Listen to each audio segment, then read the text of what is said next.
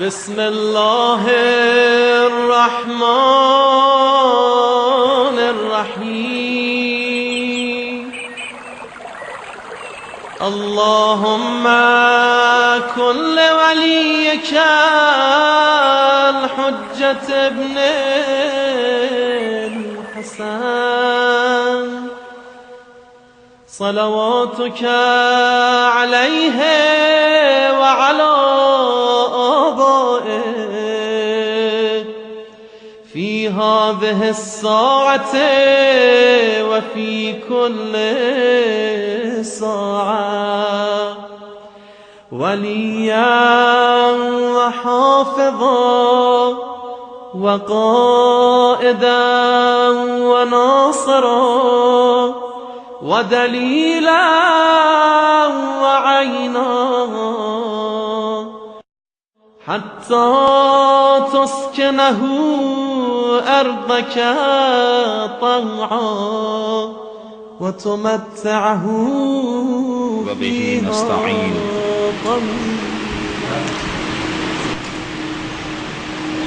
کتاب کی ترتیب کے اعتبار سے 7واں مقام کے جہاں خمس واجب ہوتا ہے اس کا تذکرہ آپ کے سامنے شروع ہوا تھا.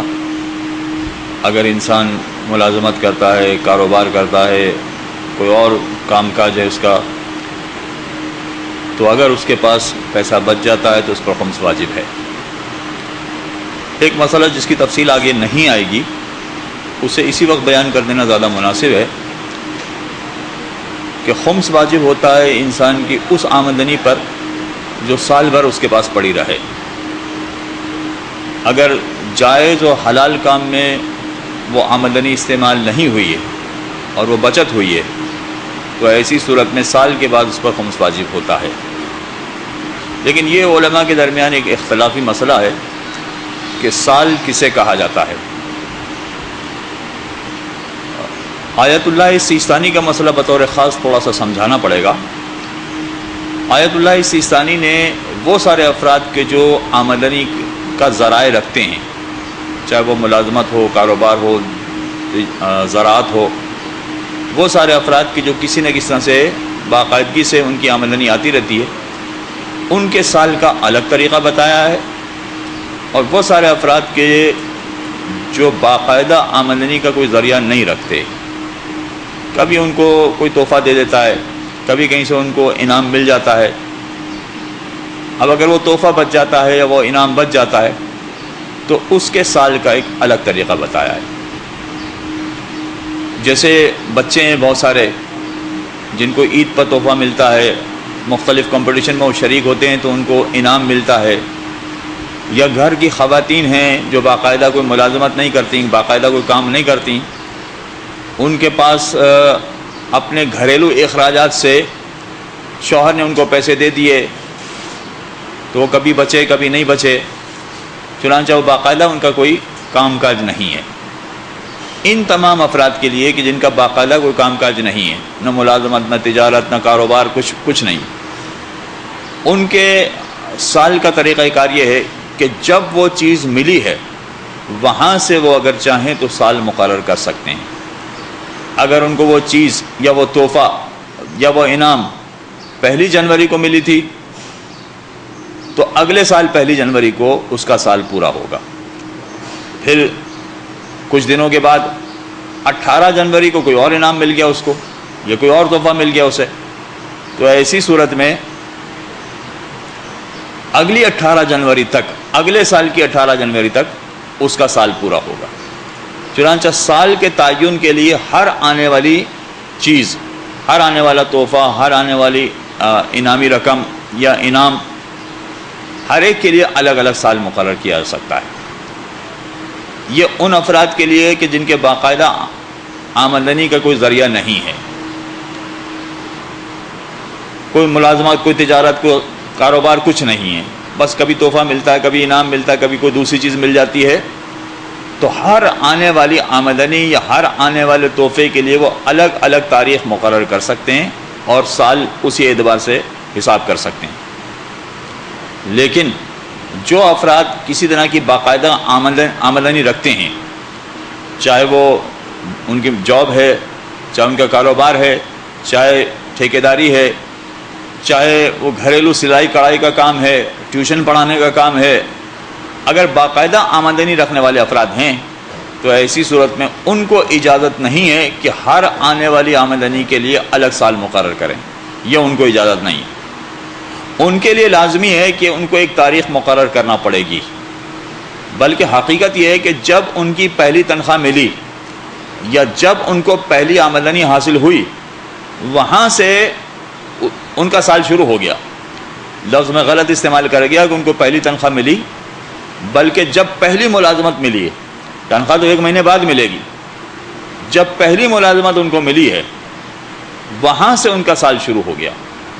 مثلا ملازمت ملی ہے ان کو، ابھی مثلا اکتوبر کا مہینہ چل رہا ہے، ابھی 4 اکتوبر سے ان کو ملازمت ملی ہے، تو 4 اکتوبر ان کے سال کی تاریخ مقرر ہو گئی، معین ہو گئی۔ اب آئندہ سال 4 اکتوبر کی تاریخ جب آئے گی تو ان کو خمس دینا پڑے گا۔ یہی کاروبار کرنے والے افراد، یہی زراعت کرنے والے افراد، وہی کوئی سروسز پرووائڈ کر رہے ہیں، کوئی ڈاکٹر ہیں، آئی ٹی والے ہیں، دوسرے ہیں، ٹیوشن پڑھانے والے ہیں مثلا، ان سب کے لیے جب ان کی پہلی آمدنی کا دن شروع ہوگا وہاں سے ان کا سال کا کیلکولیشن شروع ہو جائے گا۔ جی اس کو یعنی 4 ستمبر اس کو ملازمت جب مل رہی ہے، نوکری کر رہا ہے، اس کے بعد پیسے بھی نہیں، تنخواہ اس کو بعد ملی اور وہ اس کی مدت بھی آگے، اس کے بعد پیسے بھی نہیں، اس سارے میں کیا کرے گا؟ سوال ان کا ذرا وقت سے پہلے ہو گیا کہ اگر فرض کیجئے کہ ان کی تاریخ تو مقرر ہو گئی، جیسے 4 اکتوبر ہم نے بیان کیا، اگلے سال 4 اکتوبر کو ان کو تنخواہ نہیں ملی، ابھی تنخواہ ملے گی 10 تاریخ کو ان کو، ہر جگہ تو پہلی تاریخ کو تنخواہ نہیں مل جاتی ہے، تنخواہ ملے گی 10 تاریخ کو مثلا ان کو، تو ابھی تو پیسے ہی نہیں ان کے پاس، تو ابھی اگر ان کے پاس پیسے نہیں ہیں تو ایسی صورت میں ان پر خمس واجب نہیں ہے۔ سارا مسئلہ اس وقت ہوتا ہے کہ اس تاریخ میں ان کے پاس کوئی بچت ہو، اگر کوئی بچت ہوگی تو خمس واجب ہوگا، کچھ نہیں ہے تو خمس واجب نہیں ہوگا۔ یہ جو طریقہ کار 2 الگ الگ بیان کیے گئے ہیں، ایک جن کی باقاعدہ آمدنی نہیں ہے، ہر آنے والی رقم اور ہر آنے والی چیز کے لیے الگ سال مقرر کر سکتے ہیں۔ ایک تحفہ ان کو رمضان عید میں ملا تھا تو اگلی رمضان عید میں خمس واجب ہوگا، ایک تحفہ ان کو بقرہ عید میں ملا تھا تو اگلی بقرہ عید میں تحفہ اگلی بقرہ عید میں خمس واجب ہوگا۔ یہ ایسے افراد ہیں کہ جن کی باقاعدہ کوئی آمدنی نہیں، اور دوسرے وہ ہیں کہ جن کی باقاعدہ آمدنی ہے، سارا ماہانہ ان کو تنخواہ ملتی ہے یا کاروبار ہے ان کا اور باقاعدہ ان کی آمدنی ہوتی رہتی ہے، ان کو ایک تاریخ مقرر کرنا پڑے گی۔ فرض کیجئے کہ 4 اکتوبر انہوں نے تاریخ مقرر کر دی اور ان کے پاس 3 اکتوبر کو پیسے آ گئے، 3 اکتوبر کو مثلا تنخواہ ہی مل گئی ان کو، تو یہ نہیں کہہ سکتے کہ 3 اکتوبر کو تو ابھی 1 دن گزرا ہے، 1 سال کہاں گزرا ہے، نہیں، 4 اکتوبر جب آ جائے گی تو ایسی صورت میں ان کو خمس دینا پڑ جائے گا۔ ارے بھائی ابھی 1 دن ہوا ہے، تنخواہ ملے ہوئے بھی تو پورے مہینے کا خرچہ چلانا ہے، یہ کیسے کریں گے؟ یہ نہیں، یہ حساب کتاب جو ہے وہ آپ کو خود دیکھنا ہے۔ چنانچہ 3 اکتوبر کو تنخواہ ملی ہے اور 4 اکتوبر کو خمس کی تاریخ آ گئی ہے، تو 4 اکتوبر کو جتنے بھی پیسے ہوں گے تنخواہ سمیت ان تمام کا خمس نکالنا پڑے گا۔ کوئی اگر یہ کہے کہ بھائی سنا تو ہم ہر مرتبہ گھاٹے میں رہیں گے، ہر سال ہماری تنخواہ 4 تاریخ سے پہلے مل جاتی ہے تو ہر مرتبہ ہم گھاٹے میں رہیں گے، تو اسلام نے آپ کو اجازت دی ہے کہ آپ اپنی تاریخ بدل لیں، آپ 4 اکتوبر کا نہ رکھیں، آپ 24 تاریخ بنا لیں اپنی، جب سارے پیسے ختم ہو جانے والے ہوں، اب 1 ہفتہ باقی ہے، اس سے پہلے سارے پیسے ختم ہو گئے، آپ وہ تاریخ کر لیں۔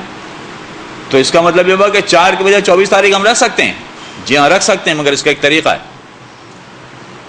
اس کا ایک طریقہ ہے، وہ طریقہ یہ ہے کہ پہلے آپ 4 اکتوبر کو بھی خمس نکالیں، اس کے بعد جب 24 تاریخ آئے تو 24 تاریخ تو آپ کو جتنا پیسہ بچا ہو اس پر دوبارہ خمس نکالیں۔ 4 سے 24 کے درمیان جتنی آمدنی ہوئی ہے، البتہ دوبارہ نکالنے کا مطلب یہ ہوا کہ جس کا خمس نکل چکا ہے اس کا تو خمس نہیں نکالنا ہے۔ ہاں، اب اگر 4 سے 24 کے درمیان آپ کے پاس کچھ اور پیسے آ گئے تو اس کا دوبارہ خمس نکالیں، اور 24 تاریخ کو خمس نکالنے کے بعد آپ یہ نیت کر لیں کہ اب میری ہر سال 24 تاریخ کو خمس کی تاریخ ہوگی، 24 تاریخ بن جائے گی آپ کی۔ چنانچہ تاریخ تبدیل کرنے کا طریقہ کار یہ ہے کہ جس تاریخ کو آپ کا خمس ہوتا ہے اس تاریخ کو تو پہلے نکالنا پڑے گا، پھر آپ جو چاہیں تاریخ رکھ لیں، یعنی سال کے اندر اندر جو تاریخ چاہیں رکھ لیں. یہ میں نے 24 اکتوبر کی مثال پیش کی. ہو سکتا ہے کہ کچھ لوگوں کو 24 اکتوبر کی مثال پیشنا اچھی نہ لگے. وہ اس لیے کہ 24 اکتوبر ہی یا اکتوبر ہی کے ارد گرد کے ٹائم میں ان کا کوئی ایسا رشتہ دار باہر سے آتا ہو جو ان کو بہت سارے تحفے دے دیتا ہو, تو تحفے کی وجہ سے ہر سال اسی دن انہی دنوں میں تحفے پر خمس نکالنا پڑ جائے گا. آپ 24 اکتوبر نہ رکھیں, آپ 24 دسمبر رکھ لیں. آپ کہیں گے دسمبر تو بڑا کمائی کا مہینہ ہوتا ہے, آپ جنوری رکھ لیں. ایک مرتبہ جب آپ نے 4 اکتوبر کو خمس نکال دیا تو آپ سال کے دوران میں جو تاریخ چاہیں مقرر کر سکتے ہیں, مگر طریقہ کار یہ ہوگا کہ اس 4 اکتوبر اور جو تاریخ آپ مقرر کریں گے اس کے درمیان جتنی آپ کی آمدنی ہوئی ہے اس کا آپ کو خمس نکالنا پڑے گا, تو آپ کی دوسری تاریخ مقرر ہو جائے گی. یہ اس کا اصول ہے. یہ اصول پیش نظر رکھ کے انسان جو تاریخ مقرر کرنا چاہے مقرر کر سکتا ہے, مگر پہلی تاریخ تو اس کی خود بخود مقرر ہو جائے گی جب سے اس کی آمدنی شروع ہوئی ہے. اب اگر کوئی یہ کہے کہ ٹھیک ہے یہ پہلی تاریخ تو مقرر ہو جائے گی جب سے اس کی آمدنی شروع ہوئی ہے, لیکن اب تو ہمیں کئی سال ہو گئے کماتے کماتے, ملازمت کرتے کرتے کئی سال ہو گئے, کاروبار کرتے کرتے کئی سال ہو گئے, اب تو ہمیں یاد ہی نہیں ہے کہ ہماری کون سی تاریخ کو پہلی آمدنی شروع ہوئی تھی, یہ ہمیں پتہ ہی نہیں ہے. اب اگر ہم تاریخ مقرر کرنا چاہیں تو کیا طریقہ کار ہوگا؟ پھر ہم جو چاہیں تاریخ مقرر کر سکتے ہیں کہ فلاں تاریخ کو ہم خمس دیں گے؟ جی نہیں, جو تاریخ چاہیں مقرر نہیں کر سکتے. فوراً کوئی تاریخ 1-2 دن کے اندر اندر کوئی تاریخ آپ مقرر کریں, بلکہ 1-2 دن تاریخ مقرر کرنے سے پہلے بھی مجتہد کے وکیل سے رابطہ کریں کہ میں 1-2 دن کے اندر جو میرے پاس بچت ہے اس کا خمس نکالوں گا. ایسا نہیں کر سکتے کہ اچھا بھائی وہ تاریخ تو ہمیں یاد نہیں ہے تو اب سال کی جو تاریخ ہے وہ مقرر کر لیتے ہیں. اب سال کی تو ہم کون سی تاریخ مقرر کریں کہ بھائی آج 10 اکتوبر ہے, میں 9 اکتوبر مقرر کر لیتا ہوں, تو 9 اکتوبر تو 1 سال کے بعد آئے گی. اب 9 اکتوبر 10 کے بعد نہیں آئے گی, تو ایسا نہیں کر سکتے کہ 1 سال بعد کی تاریخ مقرر کریں. جی نہیں, آپ کو فوراً کوئی تاریخ مقرر کرنی ہے, اور فوراً تاریخ مقرر کرنے کے لیے بھی مجتہد کے وکیل سے فوراً اجازت لینا پڑے گی کہ میں آپ کو 1 دن کے اندر 1 ہفتے کے اندر اندر خمس کا حساب کر لوں گا اپنے. چنانچہ فوراً اجازت لینا ضروری ہے تاکہ خمس کی ادائیگی میں جو تاخیر ہو رہی ہے اس کا انسان گناہ گار نہ ہو. یہ بہت اہم مسئلہ ہے جو کم لوگ جانتے ہیں کہ اگر مجھ پر خمس آج واجب ہوا ہے یعنی 10 اکتوبر کو, تو 10 کے بجائے میں 11 اکتوبر کو خمس دوں گا تو گناہ گار ہو جاؤں گا. کیوں گناہ گار ہو جاؤں گا؟ بھائی خمس تو نکال رہا ہوں میں, خمس دینے سے منع تھوڑی کر رہا ہوں میں, نکال رہا ہوں میں. ٹھیک ہے آپ نکال رہے ہیں, آپ خمس نکال رہے ہیں, اس لیے خمس نہ نکالنے کے گناہ گار نہیں ہوں گے, لیکن جو 10 تاریخ کو خمس واجب ہوا تھا وہ نہیں نکالا آپ نے, 1 دن تاخیر سے نکالا ہے. لہذا 1 دن تاخیر سے جن کا حق تھا وہ تاخیر سے آپ حق پہنچا رہے ہیں, چنانچہ اس کے گناہ گار ہیں. لہذا اس کی الگ سے اجازت لینا ہوتی. تو 1 دن کی بھی اگر انسان تاخیر کرنا چاہتا ہے تو مجتہد یا اس کے وکیل سے اجازت لینا پڑتی ہے کہ میں 1 دن بعد خمس ادا کروں گا. اور بسا اوقات مجبوری ہو جاتی ہے, تاریخ ہماری خمس نکالنے کی اسی دن آ گئی جس دن اتوار ہے, اس دن سارے ادارے بند ہوتے ہیں. خمس نکالنا بھی چاہیں تو ادارے بند ہوں گے, ہم کیسے دیں؟ تو اگر یہ صورتحال بھی پیش آنے والی ہے تب بھی کسی طرح سے رابطہ کر کے 1 دن تاخیر سے خمس نکالنے کی اجازت لے لیجیے, تاکہ تاخیر سے خمس نکالنے کا بھی انسان گناہ گار نہ ہو. کام تو کرنا ہی ہے, پیسہ تو جیب سے جا ہی رہا ہے, تو پھر گناہ گار ہو کے کیوں پیسہ دے؟ کم از کم گناہ سے بچے اور جو اسلام کے واجبات ہیں ان کو پورا کرے. لہذا اس طرح سے وہ اجازت لے کے پھر اگر تاخیر سے ادا کرنا چاہے تو وہ گناہ سے بچ سکتا ہے. یہ تفصیل جو میں نے آپ کے سامنے بیان کی ہے. جی جی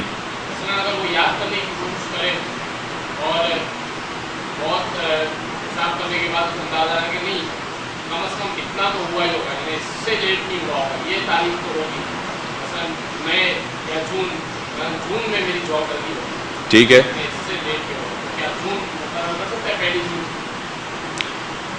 سوال ان کا یہ ہے کہ فرض کیجئے کہ تاریخ یاد کرنے کی کوشش کی اور یاد کرنے میں اندازاً اس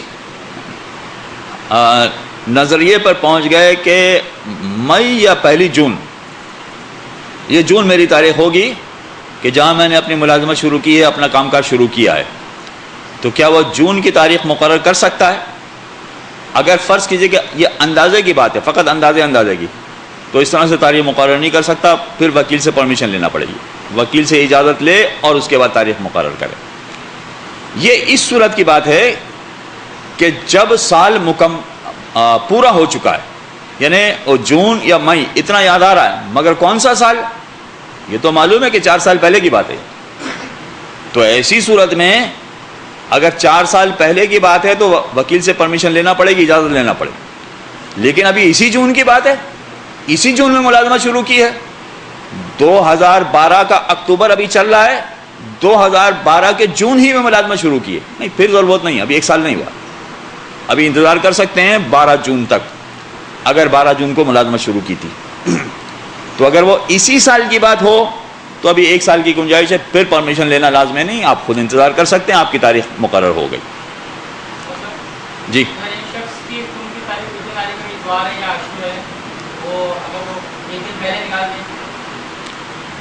سوال یہ پوچھا گیا ہے کہ فرض کیجئے کہ خمس نکالنے کی تاریخ ایسے دن میں آ رہی ہے کہ جس دن اتوار پڑ رہا ہے یا چھٹی کا دن پڑ رہا ہے. تو ایک طریقہ تو ہم نے بتایا کہ مشتہد کے وکیل سے پرمیشن لے لے کہ میں 2 دن بعد نکالوں گا اس لیے کہ چھٹیاں ہیں. دوسرا طریقہ اس سوال میں پوچھا گیا ہے کہ اگر وہ 1 دن پہلے خمس نکال لے تو بہت اچھا ہے، یہ تو بہت ہی نیک کام کیا اس نے. چنانچہ ایسے میں پھر پرمیشن لینے کی ضرورت نہیں ہے، ایسے میں پھر اجازت لینے کی ضرورت نہیں. اگر جلدی خمس نکالنا چاہ رہے ہیں تو پھر کسی مجتہد یا اس کے وکیل سے پرمیشن لینے کی ضرورت نہیں، آپ جلدی نکال لیجیے، بات ختم ہو جائے گی. جی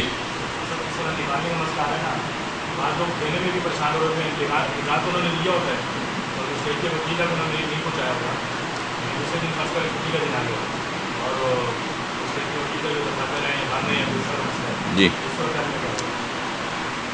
سوال جو ہے وہ ملتے جلتے سوال آتے ہیں سارے، کہ فرض کیجئے کہ ایک شخص نے خمس نکال لیا مگر کسی وجہ سے مجتہد کے وکیل تک نہیں پہنچا سک رہے ہیں، اس لیے کہ چھٹیاں ہیں یا کرفیو لگ گیا ہے یا حالات خراب ہو گئے، مثلا جو کچھ بھی ہے اس کی وجہ سے مجتہد کے وکیل تک نہیں پہنچا سک رہے ہیں، تو کوئی حرج نہیں. طریقہ کار وہی ہے کہ فون کر کے اجازت لے لیجیے.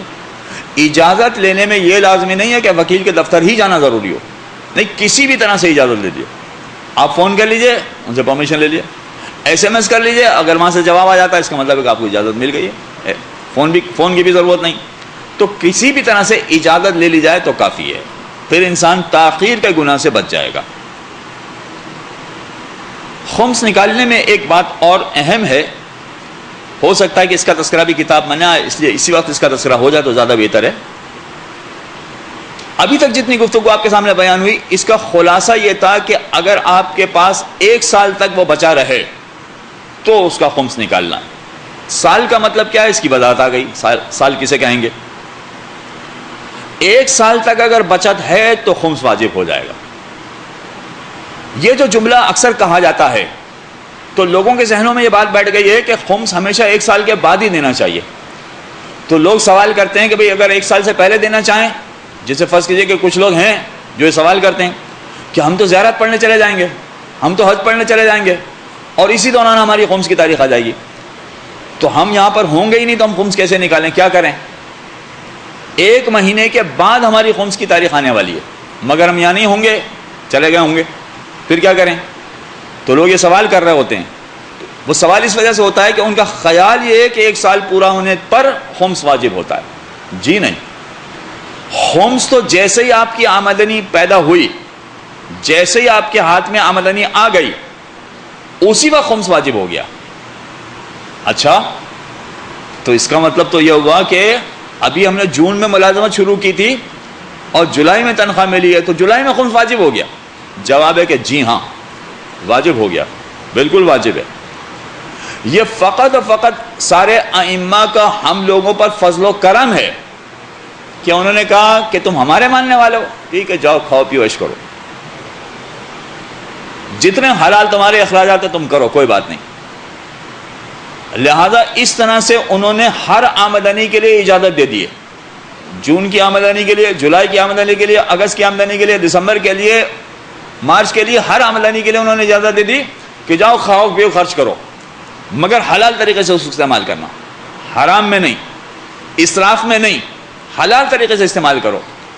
مولا اگر اس طرح سے ہم استعمال کریں گے تو سال کے آخر میں پھر تو کچھ بچے گا ہی نہیں۔ اگر ہماری تنخواہ 20,000 روپے ہے تو 20,000 پر خمس بنتا ہے 4,000 روپے۔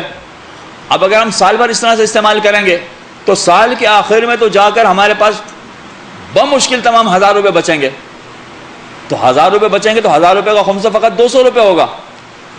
ہر آمدنی کے حساب سے اگر ہم حساب لگائیں تو ہر آمدنی پر 4,000 خمس بن رہا ہے، اور سال کے اگر حساب کتاب کیا جائے ماہانہ 4,000 روپے، سال کے کتنے ہو گئے؟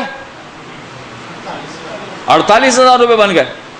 تو خمس ویسے تو 48,000 بننا چاہیے، مگر ہم جب کھا پی کے حلال کام میں، جائز کام میں، مگر جب کھا پی کے حساب جوڑیں گے تو پتہ چلے گا کہ 1,000 روپے ہی بچے ہیں، تو اس میں سے فقط 200 روپے خمس نکالیں۔ امام نے کہا جی فقط 200 روپے خمس نکالیں۔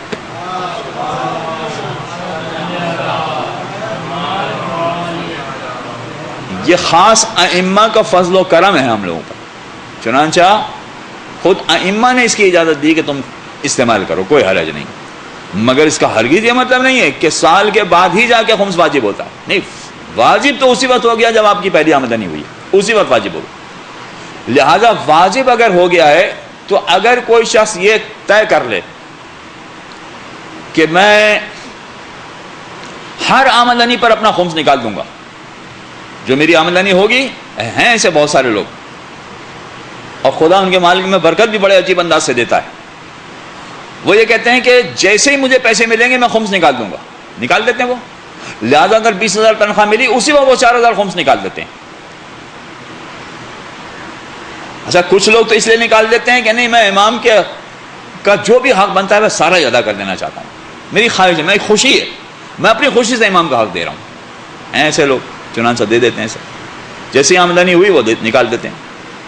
اچھا کچھ لوگ یہ کہتے ہیں کہ مولانا صاحب اگر 20,000 کی آمدنی ہے، میں جاب کرتا ہوں، میں کام کاج کرتا ہوں، مگر میرے والد نے یہ کہا ہے کہ تم اپنے پیسوں میں سے 1 پیسہ بھی خرچ نہیں کرنا، میں کما رہا ہوں، میں زندہ بیٹھا ہوں، تم کیوں خرچ کرو گے؟ اور میں اتنا پیسہ کما رہا ہوں کہ پورے گھر کا خرچ اٹھا رہا ہوں اور اٹھاتا بھی رہوں گا۔ تمہاری آمدنی تو ہے 20,000 روپے، میری آمدنی ہے 5 لاکھ روپے، تو میں نہیں چاہتا کہ تم اپنا پیسہ خرچ کرو، تم اپنا پیسہ بچاؤ۔ اچھا یہ پیسہ بچانے کا ان کو بول دیا، اب یہ بچا رہے ہیں پیسے، مگر سال کے آخر میں جب 48,000 روپے خمس نکالنا پڑتا ہے نا، ارے اتنی بڑی رقم 48,000 روپے، تو بہت سارے لوگ جھجک رہے ہوتے ہیں، ارے اتنی بڑی رقم کیسے خمس میں نکالیں۔ اچھا یہ 48,000 روپے تو میں نے یہ عام جو بچے ابھی ملازمت شروع کر رہے ہوتے ہیں ان کے لیے کہا ہے، ورنہ بہت سارے لوگ ایسے ہیں کہ جن کی آمدنی لاکھوں میں، جیسے بھی 5 لاکھ کی میں نے آپ کے سامنے مثال پیش کی، 5 لاکھ آمدنی ہے، تو 5 لاکھ آمدنی میں ماہانہ اس کی 2 لاکھ کی بچت ہے، ماہانہ 2 لاکھ کی بچت ہے، اس کا مطلب سال کے 24 لاکھ کی بچت ہے۔ اب 24 لاکھ میں خمس کتنا بنے گا؟ وہ لاکھوں میں بنے گا، 2.5 لاکھ کے قریب خمس بن جائے گا۔ تو لوگ یہ کہتے ہیں کہ یہ بڑا مشکل کام ہے، تو ہم یہ چاہتے ہیں کہ ماہانہ بنیاد پر خمس نکال لیں، تھوڑا تھوڑا خمس نکلے گا نا تو دل نہیں دکھے گا، وہ باقاعدہ کہہ رہا ہوں دل نہیں دکھے گا، تو تھوڑا تھوڑا اگر ماہانہ خمس نکال لیں تو اس کی اجازت ہے؟ جی ہاں اس کی اجازت ہے، کوئی حرج نہیں۔ یعنی اگر 2.5 لاکھ روپے بنتا، چلیں 2,40,000 روپے بنتا، مثلا 2,40,000 روپے اگر خمس بنتا، تو اگر ماہانہ بنیاد پر اگر یہ نکالتے تو کتنا بنتا؟ ماہانہ بنیاد پر مثلا مہینے کے 20,000 روپے، کہتے ہیں مہینے کے 20,000 روپے نکالنا مشکل نہیں، نکال دیں گے، کوئی حرج نہیں۔ مگر سال ایک ساتھ 2.5 لاکھ روپے نکالنا پڑ گیا یا بڑی رقم نکالنا بہت ذرا مشکل ہو رہا ہے۔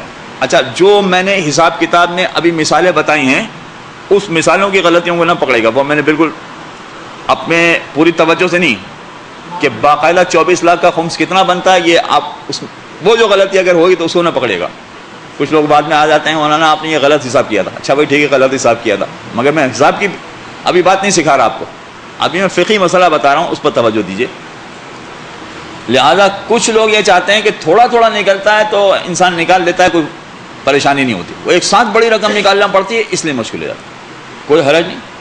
جیسے ہی آمدنی ہوئی تھی ویسے ہی خمس واجب ہو گیا تھا, لہذا آپ نکال دیتے ہیں تو آپ بالکل صحیح کرتے ہیں, کوئی حرج نہیں, بالکل ٹھیک ہو گیا. تو آپ ماہانہ بنیاد پر بھی خمس نکالنا چاہیں تو کوئی حرج نہیں, اس کی بھی اجازت ہے. اور اگر سال کی کوئی تاریخ مقرر کر کے سالانہ خمس نکالنا چاہتے ہیں تو بھی کوئی حرج نہیں. دونوں طریقے بالکل صحیح ہیں. یہ کچھ ایسی باتوں کا تذکرہ میں نے آپ کے سامنے کر دیا کہ جو کتاب میں غالباً نہیں آنے والی ہیں, چنانچہ وہ واضح ہو جائیں تو آگے کے مسائل سمجھنے میں آسانی ہو جائے گی. اب صلی اللہ علیہ وسلم بطور خاص یہ 4-5 چیزیں جو ہیں ان کو یاد رکھنا ضروری ہے. جو خمس نکالنے کے حوالے سے ہوتا ہے کہ ہر چیز پر خمس ہوتا ہے, ایسا نہیں ہے. کچھ چیزیں ایسی ہیں کہ جس پر خمس نہیں ہے. ولا یجب الخمس فی المہر وفی عوض الخلع وفی دیات الاعضاء. کہتے ہیں خمس واجب نہیں ہوگا مہر کی رقم پر یا مہر میں ملنے والی چیز پر. جہیز پر خمس واجب ہے, وہ اس سے پہلے کی گفتگو میں آ چکا تھا. اس لیے کہ ماں باپ کی طرف سے بیٹی کو جو کچھ دیا جاتا ہے وہ چاہے جہیز کے نام سے دیا جائے مگر ایک تحفہ ہے, یہ ہبہ ہے ماں باپ کی طرف سے. لہذا جہیز میں جتنا سامان ملے گا اس کا خمس نکالنا پڑے گا بیٹی کو. اگر کوئی یہ کہے کہ بیٹی کو خمس نہ نکالنا پڑے, جو سامان جہیز کا دیا جا رہا ہے اس میں بیٹی کو خمس نہ نکالنا پڑے, اس لیے باپ خود اپنے پیسے سے خمس نکال لے اور خمس نکالنے کے بعد پھر بیٹی کو دے دے, تاکہ بیٹی کو خمس نہ نکالنا پڑے, خمس نکالنے سے وہ بچ جائے. کچھ لوگ ایسا کرتے ہیں. کچھ لوگ ایسا بھی کرتے ہیں کہ ماں باپ خمس نہیں نکال لے ہوتے ہیں تو اولاد یہ کرتی ہے کہ ماں باپ چونکہ خمس نہیں نکال لیں لہذا تنخواہ ملنے سے پہلے یا تنخواہ ملنے کے بعد ماں باپ کے ہاتھ میں پیسے دینے سے پہلے اولاد خمس نکال لیتی ہے تاکہ ماں باپ کو خمس نہ نکالنا پڑے. کہ بیٹے نے خمس نکال لیا, اب ماں باپ کو خمس نہ نکالنا پڑے. یاد رکھیے کہ اس طرح کے جتنے طریقہ کار اختیار کیے جاتے ہیں اس میں ایسا نہیں ہے کہ خمس معاف ہو جائے گا. اور کوئی کہے کہ خمس معاف کہاں, پہلے خمس دے چکے ہیں, معاف کی کہاں بات کر رہے ہیں. تو ٹھیک ہے, باپ جہیز دینے سے پہلے خمس نکال چکا ہے, مگر جب جہیز بیٹی کے سپرد وہ کرے گا تو بیٹی کو الگ سے خمس نکالنا پڑے گا. کیوں؟ یہ دو مرتبہ خمس کیوں نکالنا پڑ رہا ہے؟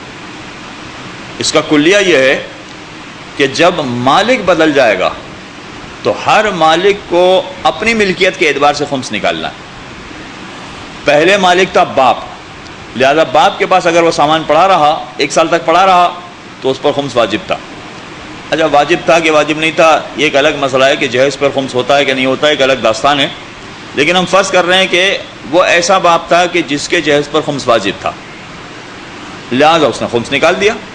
تو باپ نے جو خمس نکالا وہ اپنی ملکیت میں نکالا ہے. اس کے بعد وہ جہیز بیٹی کو دے دیا اور بیٹی کی ملکیت بن گئی. بیٹی کے پاس بھی اگر 1 سال پڑا رہے گا تو بیٹی کو الگ سے خمس نکالنا پڑے گا. یہی مسئلہ ان لوگوں کا ہے کہ جو ماں باپ کے ہاتھ میں تنخواہ دینے سے پہلے خمس نکال دیتے ہیں یہ سوچ کر کہ ماں باپ کو نہ نکالنا پڑے. ابھی چند دنوں پہلے ہمارے پاس ایک صاحب آئے تھے جنہوں نے اپنی ساری اولاد کی شادیاں کر دیں. بیٹوں کی شادیاں ہو گئی, بیٹیوں کی شادیاں ہو گئی, سب کچھ ہو گیا, کروڑوں کا کاروبار تھا ان کا. تو انہوں نے کہا کہ بھئی مرنے کے بعد بھی یہ جائیداد اولاد ہی کے پاس جانی ہے, بیٹوں ہی کے پاس جانا ہے بہت سارا سامان, تو کیوں نہ اپنی زندگی میں دے دیا جائے. لہذا خمس نکال کر انہوں نے اپنے بیٹوں کو وہ جائیداد دے دی. اور پھر وہ معلوم کرنے کے لیے آئے تھے کہ ہم نے بالکل صحیح کیا کہ نہیں. نہیں, صحیح نہیں کیا انہوں نے. جو انہوں نے خمس نکالا تھا وہ اپنی ملکیت میں خمس نکالا تھا. اپنی ملکیت میں خمس نکالنے کے بعد اب بیٹوں کو دے دیا, چاہے یہ سمجھ کے دے دیا کہ مرنے کے بعد بھی تو بیٹوں کے پاس جائے گا, اولاد کے پاس ہی جائے گا, تو کیوں نہ ابھی ان کو دے دیا جائے. اگر مرنے کے بعد اولاد کے ہاتھ میں آتا تو وہ میراث بنتا, ورثہ بنتا. اور ابھی آئے گا کہ میراث پر خمس نہیں ہوتا, میراث پر خمس واجب نہیں ہے, لیکن یہ تو مرنے سے پہلے ہی انہوں نے دے دیا ہے. اب اگر مرنے سے پہلے دے دیا ہے تو وہ میراث نہیں کہلائے گا. مرنے سے پہلے ورثہ نہیں کہلاتا ہے, میراث نہیں کہلاتی. مرنے سے پہلے کیا کہلائے گا؟ یا تو وہ ہبہ کہلائے گا, یا وہ تحفہ کہلائے گا, ہدیہ کہلائے گا, مثلا اس طرح کی کوئی چیز کہلائے گی. تو چاہے ہبہ ہو یا تحفہ ہو یا ہدیہ ہو, جو کچھ بھی ہو, اس پر تو خمس ہو جاتا ہے. لہذا اگر 5 کروڑ کی جائیداد ان کی تھی, 5 کروڑ میں سے 1 کروڑ یہ خمس نکال چکے تھے خود, اس کے بعد انہوں نے اپنی اولاد کو دے دی. اب اولاد کے پاس جب یہ 1 سال رہی تو 4 کروڑ رہے, ان کو 4 کروڑ پر پھر دوبارہ خمس نکالنا پڑے گا. لہذا ملکیت بدل جانے کی وجہ سے دوبارہ خمس نکالنا پڑتا ہے. لہذا جہیز جب بیٹی کو دیا تھا باپ نے, اس وقت خمس نکال کے دیا تھا, مگر بیٹی کے پاس جب 1 سال ہو جائے گا تو اسے دوبارہ خمس نکالنا پڑے گا. ہاں یہ کر سکتا ہے باپ کہ جہیز کے لیے جو جس سامان پر یا جہیز کے جن جن اشیاء پر خمس نہیں ہوتا ہے, اگر باپ نے نہیں نکالا تو مستثنا بھی ہے کچھ مقامات پر, لیکن اس کی بحث جب آئے گی, جہیز کی بحث آئے گی, اس وقت اس کا تذکرہ زیادہ تفصیل سے کریں گے. پھر اس کے بعد بیٹی کے پاس آ گیا تو باپ نے خمس نہیں نکالا, اب بیٹی کے پاس 1 سال پڑا رہا, لہذا بیٹی کو خمس نکالنا ہے, وہ ایک الگ مسئلہ. تو باپ کی طرف سے جو کچھ ملا ہے اس کا خمس بیٹی کو نکالنا ہے, مگر شوہر کی طرف جو کچھ ملا ہے یعنی مہر, اس پر خمس نہیں نکالنا ہے. وہ چاہے 1 سال تک پڑا رہے یا 20 سال تک پڑا رہے, اس پر خمس نہیں نکالنا. وفی عوض الخلع, اسی طرح سے خلا اگر ہوتی ہے تو خلا میں شوہر کو کچھ رقم بیوی دیتی ہے, یا مہر معاف کروا لیتی ہے, آدھی مہر معاف کروا لیتی, شوہر معاف کروا لیتا ہے, وغیرہ وغیرہ. تو جو رقم خلا کے عوض شوہر کو ملے گی, مہر کی رقم بیوی کو ملتی ہے, خلا کی رقم شوہر کو ملتی ہے. تو خلا کے عوض جو رقم یا جو چیز شوہر کو ملے گی اس پر بھی خمس نہیں ہوگا, اس کا خمس دینا واجب نہیں ہے. وفی دیات الاعضاء, اسی طرح سے اگر ایک سال بعد پڑھیں محمد والم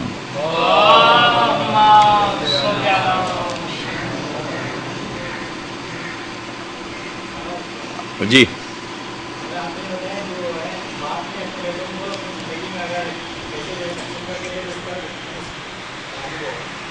باپ کو خمس دینا چاہیے تھا اگر خمس واجب ہو گیا تھا, بیٹے پر واجب ہے, صحیح ہے.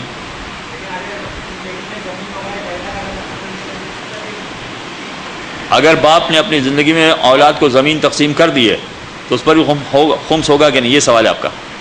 جی ہاں, اس پر بھی خمس ہوگا اگر وہ زمین ایسی ہے کہ بچوں نے استعمال نہیں کی, ایسا استعمال کہ جس کی وجہ سے خمس ساقط ہو جائے. ایسا استعمال اگر نہیں کیا بچوں نے تو خمس اس پر بھی واجب ہو جائے گا. لیکن اگر فرض کیجیے کہ بچوں نے مکان بنا دیا, اس میں رہنا شروع کر دیا, تو خمس واجب نہیں ہوگا. اچھا, اسی طرح سے وفی دیات الاعضاء, اگر دیت کسی کو ملے, یہ ہمارے معاشرے میں ہے نہیں بلکہ شاید کسی مسلم معاشرے میں اب تو باقی نہیں رہ گیا یہ, کہ اگر کوئی شخص کسی کو, جیسے کئی مرتبہ ہماری گفتگو میں آ چکا ہے کہ اگر چانٹا کسی کو مارا جائے تو اس کی دیت ہے, اور جو آیت اللہ خوئی کے حساب سے ایک مرتبہ حساب لگایا تھا وہ تقریباً 5.25 گرام سونا دیت بنتی ہے. اب 5.25 گرام سونا جو دیت بنی ہے, اگر دیت کسی کو ملے, وہ چاہے چانٹے کی دیت ملے, انگلی کاٹ دینے کی دیت ملے, یا کسی دوسری چیز کی دیت ملے, تو دیت کے طور پر جو رقم ملے گی اس پر بھی خمس نہیں ہوگا. وفیما یملک بالارث, اس طرح سے میراث کے ذریعے سے جو انسان کو مال و دولت حاصل ہوتا ہے اس پر بھی خمس نہیں ہوتا ہے. میراث میں باغ ملا ہے مثلا, اس پر خمس نہیں ہوگا. میراث میں دکان ملی ہے مثلا, اس پر خمس نہیں ہوگا. میراث میں مکان ملا ہے, اس پر خمس نہیں ہوگا. پیسے رقم ملی ہے بہت بڑی, اس پر خمس نہیں ہوگا. تو میراث میں جو کچھ ملتا ہے اس پر بھی خمس نہیں ہوتا ہے. وفی حکم الدیہ, اور اسی کے حکم میں یعنی میراث کے حکم میں ہی ہے دیت. دیت کا مطلب کیا ہے؟ ایک شخص نے دوسرے شخص کو قتل کر دیا. قتل میں اب اگر جان بوجھ کے قتل کیا ہے تو ورثہ کو اختیار ہے کسے قتل کر دے, لیکن ورثہ کو دوسرا اختیار یہ بھی ہے کہ نہیں، تمہیں قتل نہیں کر رہے ہیں، جو تم نے ہمارے آدمی کو قتل کیا اس کی تم دیت دے دو، چنانچہ دیت وصول کر سکتے ہیں، اور وہ دیت ہوتی ہے تقریباً 2.5 کلو سونا۔ اگر کسی مسلمان کو قتل کر دے کوئی دوسرا شخص تو 2.5 کلو سونا تقریباً دیت ہوتی ہے۔ اب یہ جو دیت ملے گی کہتے ہیں اس پر بھی خمس نہیں ہوگا۔ ادا ما یملک المومن بعنوان الثانوی کا تعصیب۔ ہاں، اب تک جو بات آئی اس میں یہ تھا کہ اصل میراث پر خمس نہیں ہے، سوائے یہ کہ ایسی میراث ملے کہ جو عنوان ثانوی کے تحت ہو۔ اب یہاں کچھ طلبہ ایسے بیٹھے ہوئے ہیں کہ جنہوں نے کتاب میراث ہم سے پڑھی ہے، وہاں پر ایک لفظ آیا تھا تعصیب، اور اس کی بہت لمبی وضاحت کی تھی وہاں پر ہم نے۔ برادران اہل سنت کے یہاں میراث تقسیم کرنے کا طریقہ کار یہ ہے کہ اگر مرنے والے کی میراث پہلے طبقے میں تقسیم کر دی، اس لیے کہ سب سے پہلا نمبر پہلے طبقے والے کا ہوتا ہے، پہلے طبقے میں ماں باپ اور مرنے والے کی اولاد ہوتی ہے، اس میں میراث تقسیم کر دی، اس کے بعد کچھ میراث بچ گئی تو پھر دوسرے طبقے میں میراث تقسیم کی جاتی ہے۔ یہ اہل سنت کا طریقہ کار ہے، ہمارا نہیں۔ ہمارا یہاں طریقہ کار یہ کہ جب تک پہلے طبقے کا ایک فرد بھی موجود ہے دوسرے طبقے کو میراث نہیں دی جا سکتی، مگر ان کے ایسا نہیں ہے۔ پہلے طبقے والے کو جو جتنا حصہ بنتا تھا وہ میراث میں بانٹ دیا۔ مثلا ایک مثال ہم بنا رہے ہیں، اگر مرنے والے کی اولاد نہ ہو تو ماں اور باپ دونوں کو 1/3 مثلا میراث دی جاتی ہے۔ 1/3 کا مطلب ہے 3 لاکھ چھوڑ کے گئے تھے، 3 لاکھ میں سے 1 لاکھ ماں کو دے دیے، 1 لاکھ باپ کو دے دیے، اب 1 لاکھ بچ گئے، اب پہلے طبقے میں اور کوئی نہیں ہے۔ تو اہل سنت کا طریقہ کار یہ ہے کہ اب دوسرے طبقے میں میراث تقسیم کر دو۔ ہمارے یہاں نہیں، ہمارے یہاں جو بچا ہے وہ بھی ماں باپ ہی کو دے دینا پڑے گا، لیکن اہل سنت یہ کہتے ہیں کہ نہیں، ان کو نہیں دے سکتے، اب دوسرے طبقے میں۔ اچھا، دوسرے طبقے والے میں کون ہے؟ مرنے والے کے بہن بھائی ہیں، تو 1 لاکھ روپے اب بہن بھائیوں میں تقسیم کیے جائیں گے۔ اب اگر فرض کیجئے کہ انسان کا کوئی رشتہ دار سنی ہے اور سنی رشتہ دار کا انتقال ہو گیا، اس رشتہ دار کے انتقال میں پہلے طبقے والے کو میراث تقسیم کر دی، دوسرے طبقے میں مثلا یہ آ رہا ہے جو شیعہ ہے اور اس کو میراث مل گئی، سنی کی میراث شیعہ کو مل گئی۔ اگر شیعہ طریقے کے مطابق میراث تقسیم کی جاتی ہے تو کبھی اس کا نمبر نہ آتا، مگر میراث سنی طریقے کے مطابق تقسیم کی گئی تو اس کو بھی مل گئی۔ اہل سنت کے یہاں ایک اصول ہے، اصول تعصیب کے تحت، تعصیب تے عین صاد یہ بے، تعصیب، اس کے تحت اس کو میراث مل گیا۔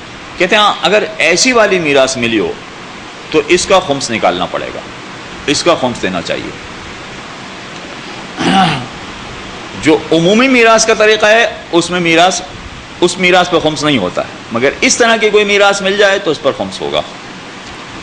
والاحوط لزوما اخراج خمس المیراث الذی لا یحتسب من غیر الاب والابن۔ ایک تو یہاں میراث پر خمس دینا پڑے گا تعصیب والے اصول میں، اور دوسرا ایک اور پہلو ہے کہ جہاں انسان کو اپنے مرنے والے سے میراث ملنے کی کوئی توقع ہی نہیں تھی اور اچانک اس کو میراث مل گئی وہاں سے۔ اچھا، کوئی توقع نہیں تھی کا مطلب کیا ہے کہ کچھ ایسے رشتہ دار ہوتے ہیں کہ جن سے زندگی میں کبھی واسطہ ہی نہیں پڑا ہوتا ہے، ہیں رشتہ دار مگر زندگی میں کبھی واسطہ نہیں پڑا ان سے۔ مثلا جو افراد ہندوستان سے ہجرت کر کے پاکستان آئے ہیں، یہ 65 سال پرانی بات ہے، 65 سال پہلے آئے تھے۔ اچھا، وہاں جو لوگ تھے آباد، ان کے اپنے طور طریقے کے مطابق رشتہ داریاں قائم ہوئی تھیں، شادیاں ہوئی تھیں، رشتہ دار بنے تھے۔ اب اس کے بعد یہ ہوا کہ فرض کیجئے کہ ایک عورت کی اسی زمانے میں طلاق ہو گئی، اس زمانے میں طلاق ہو گئی، اور اس کے بعد یعنی جب طلاق ہوئی تھی تو میاں بیوی کے ایک بچہ تھا، ایک اولاد تھی، مثلا طلاق ہو گئی، باپ نے کہا کہ یہ بچہ میں نہیں رکھتا، تم رکھو۔ اب عورت نے بچہ رکھ لیا، باپ ہجرت کر کے ادھر آ گیا، اور اس کے بعد یہ پاکستان میں رہا، پاکستان میں آیا، اس نے اپنی الگ دوسری شادی کر لی، اس عورت نے انڈیا میں دوسری شادی کر لی. اب 65 برس گزر گئے، 70 برس پہلے اس طرح کی شادی اور طلاق ہوئی تھی. اب اس کے بعد جا کر جو باپ پاکستان میں آ گیا تھا اس کا انتقال ہو گیا. اب اس کی عمر مثلا 85 برس ہے، اس کا انتقال ہو گیا. وہ جو لڑکا وہاں رہ گیا وہ 70 برس کا ہو گیا یا 60 برس کا ہو گیا. 60 برس کی اس کی عمر ہے، مگر 60 برس کی عمر میں وہ اپنے باپ کو پہچانتا تک نہیں ہے، اس لیے کہ بہت چھوٹا تھا، ماں باپ کی طلاق ہو گئی تھی، ماں نے رکھ لیا تھا، باپ ادھر آ گیا، باپ کو پہچانتا تھا نہیں، جانتا ہی نہیں ہے، بالکل کوئی واسطہ ہی نہیں ہے، کوئی رابطہ ہی نہیں ہے بالکل. اب یہاں باپ کا انتقال ہوا، اور باپ کا انتقال ہوا تو یہاں تو لوگ مسائل سے بہت واقف ہیں.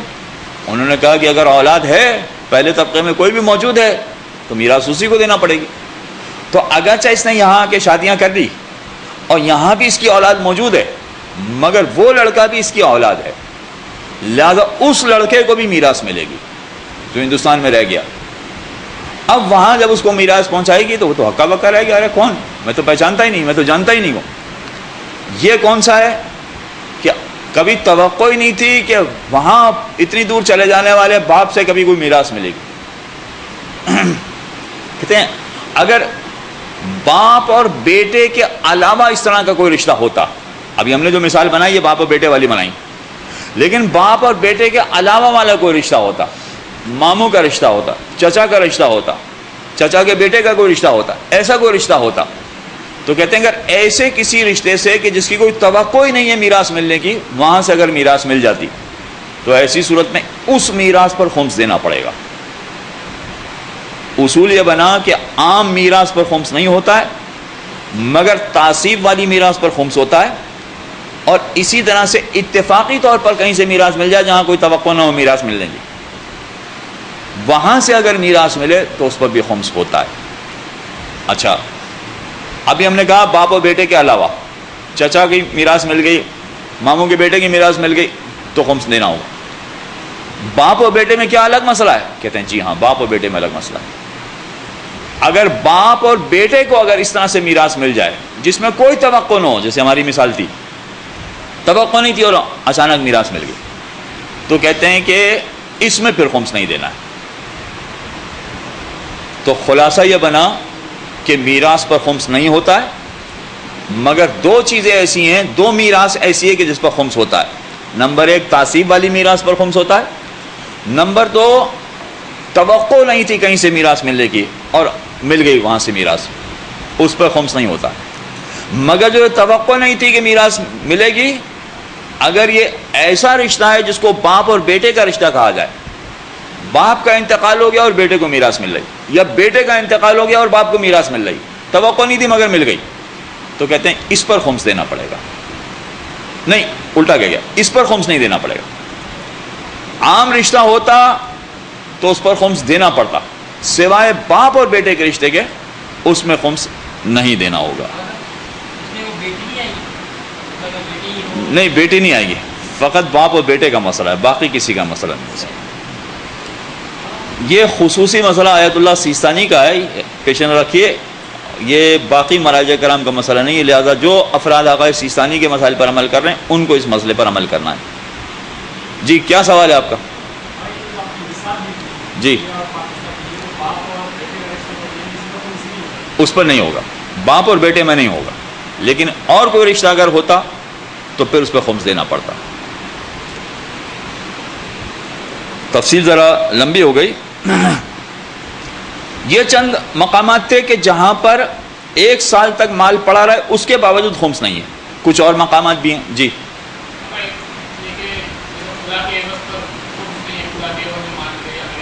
ٹھیک ہے.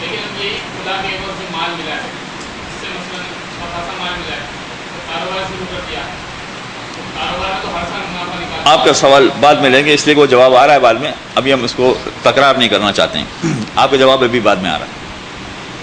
اچھا، کچھ اور چیزیں ہیں کہ جس پر خمس نہیں ہے، یعنی وہ 1 سال بھی پڑا رہے تب بھی اس پر خمس نہیں ہے. اب آئیے تھوڑی سی تفصیل اس کی بھی دیکھ لیں. لا یجب الخمس فیما ملک بالخمس او الزکات. اگر کوئی شخص خمس ہی کے ذریعے سے اپنے اخراجات چلا رہا تھا، زکوٰۃ کے ذریعے سے اپنے اخراجات چلا رہا تھا، اور اتفاق سے اس کے پاس سال کے آخر میں کچھ بچ گیا، تو اب جو خمس کے مال میں سے بچ گیا ہے اس کا خمس نہیں نکالنا، یا زکوٰۃ کے مال میں سے جو بچ گیا اس کا خمس نہیں نکالنا ہے۔ فَإِذَا مَلَكَ الْفَقِيرُ مِنْ سَهْمِ السَّادَاتِ مِنَ الْخُمْسِ أَوْ مِنَ الزَّكَاةِ، لہذا اگر فرض کیجئے کہ کچھ سید ہے، سہم سادات اس نے وصول کیا، سہم سادات خمس ہے، اچھا سہم سادات اس کو خمس نکالنے کی باری کیسے آ گئی؟ سہم سادات اگر کسی سید نے وصول کیا ہے تو اس کو خمس نکالنے کی باری کیسے آ گئی؟ اصل اصول تو یہ تھا کہ سہم سادات کو فقط اتنا خمس دیا جاتا ہے کہ اس کی غربت ختم ہو جائے، غریب ہے تبھی تو اس کو سہم سادات دیا جا رہا ہے، غریب نہیں ہوتا تو سہم سادات ہی نہیں دیا جا رہا۔ تو کہتے ہیں ہاں صحیح ہے، بالکل اس کے جتنی ضرورت تھی اس کے مطابق اس نے خمس لیا تھا اور سہم سادات لیا تھا، یہ سہم سادات جو اس نے لیا ضرورت کے مطابق تھا مگر اتفاقی طور پر بچ گیا، بچنا نہیں چاہیے تھا اس کے پاس، اصل تو یہ ہونا چاہیے تھا کہ غریب ہے لہذا فقط اس کی غربت ختم کرنے کے لیے جتنا سہم سادات چاہیے اتنا اسے دیا جائے۔ فرض کیجئے کہ ایک سید ہے جس کی آمدنی ہے 20,000 روپے، 20,000 روپے اس کی آمدنی ہے، مگر بیٹی کی شادی کے لیے اس کو اچانک ضرورت پڑ گئی 50,000 روپے کی، تو 50,000 روپے سہم سادات وہ لے سکتا ہے، لہذا سہم سادات اس نے لے لیا بیٹی کی شادی کے لیے۔ اب بیٹی کی شادی کے لیے جو اس نے پیسہ لے لیا، اب یہ استعمال اس کو کر لینا چاہیے تھا پورا، مگر ایسا کچھ ہوا کہ کوئی رعایت دینے والا مل گیا، کوئی دوست احباب تھا اس نے کچھ رعایت دے دی، تو بجائے اس کے کہ شادی کا خرچہ 50,000 ہوتا وہ اتفاق سے 48,000 خرچہ ہو گیا، 2,000 بچ گئے۔ بچنا نہیں چاہیے تھا، یعنی غریب ہے تو سہم سادات کا یہ مستحق ہے، ورنہ تو مستحق ہی نہیں تھا، تو وہ تھا اتنا ہی، مگر اتفاق سے پھر بچ گیا 2,000 روپیہ، تو اس 2,000 پر اس کو خمس نہیں دینا ہے اگر یہ بچ گیا اتفاقی طور پر اس پر، چونکہ خمس پر خمس نہیں ہوتا ہے۔ اسی طرح سے اگر زکوٰۃ کسی نے لی ہے اور زکوٰۃ میں سے اگر سال کے آخر میں کچھ بچ گیا تو اس پر خمس نہیں ہوگا۔ وزاد اتفاقاً، دیکھیے لفظ یہ بھی استعمال کر رہے ہیں، اتفاقی طور پر زیادہ ہو گیا، وہ بچ گیا، وہ علی مؤونۃ سنتہ لم یجب فیہ الخمس، تو اس پر خمس نہیں ہوگا۔ اچھا یہاں بات تقریباً مکمل ہو گئی، مگر ایک جملہ یہاں اسی سے متعلق ہے لہٰذا اس کو ختم کرتے ہیں۔ سہم سادات اسی طرح سے سہم امام اگر خمس ہے، اگر یہ بچ جائے تو اس پر خمس نہیں ہوگا۔ زکوٰۃ میں سے اگر کوئی رقم بچ جائے اس پر خمس نہیں ہوگا۔ اگر فرض کیجیے کسی نے صدقہ لیا اور وہ پیسے بچ گئے اس کے پاس، کسی نے دوسرا واجب صدقہ لیا اور وہ پیسے اس کے پاس بچ گئے، تو کیا کرے؟ اب اس کا مسئلہ بتا رہے ہیں کہ وَالْأَحْوَطُ لُزُومًا إِخْرَاجُ خُمْسِ مَا زَادَ عَنْ مَعُونَتِهِ مِمَّا مَلَكَهُ بِالصَّدَقَاتِ الْمَنْدُوبَةِ أَوِ الْوَاجِبَةِ، کہتے ہیں احتیاط لازم ہے کہ اگر مستحب صدقے میں سے کچھ بچ جاتا ہے یا واجب صدقے میں سے کچھ بچ جاتا ہے تو احتیاط لازم ہے کہ اس کا خمس نکالا جائے، اس میں معافی نہیں ہے، اس میں سے خمس نکالنا پڑے۔ مستحب صدقہ تو ہم سمجھتے ہیں روز مرہ جو ہم نکالتے رہتے ہیں، واجب صدقہ کیا ہوتا ہے؟ واجب صدقہ زکوٰۃ بھی کہلاتا ہے، مگر زکوٰۃ کا طریقہ کار پہلے بتا دیا گیا کہ اس پر خمس نہیں نکالنا، لیکن فقط زکوٰۃ ہی واجب صدقہ نہیں ہے، واجب صدقہ کچھ اور چیزیں بھی بنتی ہیں، مثلا وہ خود بتا رہے ہیں کل کفارات ورد المظالم ونحوہما، جیسے کفارے کی رقم کسی نے لی اور اس میں سے کچھ بچ گئی، رمضان کے کفارے کا آٹا، مثلا آٹا لیا وہ آٹا بچ گیا، وہ آگے آئے گا کہ اگر آٹا بھی بچ گیا ہے تو اس کا بھی خمس نکالنا ہے، چینی بھی بچ گئی ہے تو اس کا بھی خمس نکالنا ہے، زیادہ کفارے کا آٹا لیا اس نے اور اس کے بعد بچ گیا تو اس پر خمس نکالنا پڑے گا، احتیاط لازم ہے کہ نکالنا پڑے گا۔ اس طرح رد مظالم ہے، رد مظالم کا مطلب ہے کہ ہم نے کسی مسلمان کو کوئی ایسا نقصان پہنچایا تھا کہ جس کا جرمانہ دینا چاہیے ہمیں، وہ جرمانہ کس کو دیں گے؟ کسی غریب کو دیں گے، اس غریب کو ہم نے دیا رد مظالم، اس کے پاس وہ بچ گیا، اگر یہ رد مظالم بچ گیا تو اس کو بھی واجب صدقہ کہا جاتا ہے اور احتیاط لازم ہے کہ اس کا خمس نکالا جائے گا۔ وصلی اللہ علی محمد و آلہ الطاہرین، باواز بلند صلوات۔